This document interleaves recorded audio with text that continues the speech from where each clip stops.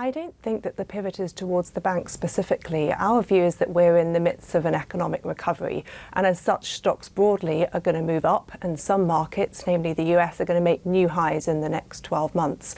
But along the way, we're going to get bouts of volatility and periods of consolidation.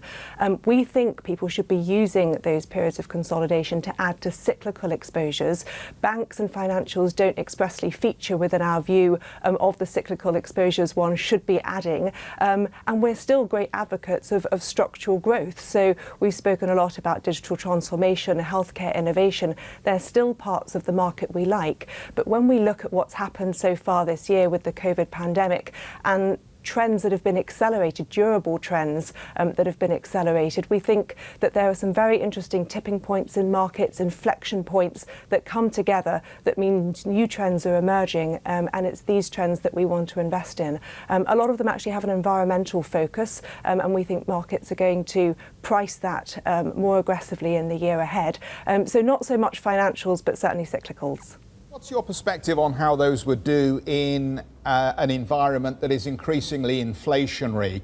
I note that TIPS have seen record inflows, $10.3 billion over the past 3 months. There is clearly a segment of the investment community that feels that 2021 will see the re-emergence of inflationary pressure. Can these equities still do well in that environment? We think absolutely yes, and particularly, with some of the asset-backed sectors, the mining sector, even industrials, when we're looking at drivers of inflation or indeed drivers of these new durable trends that I mentioned, a large part of that is fiscal stimulus, which we think has got a slightly different flavour in each region around the world, but is coming together in a very pointed way as governments look to create an equitable recovery, so job creation there, but also accelerate their own strategic initiatives.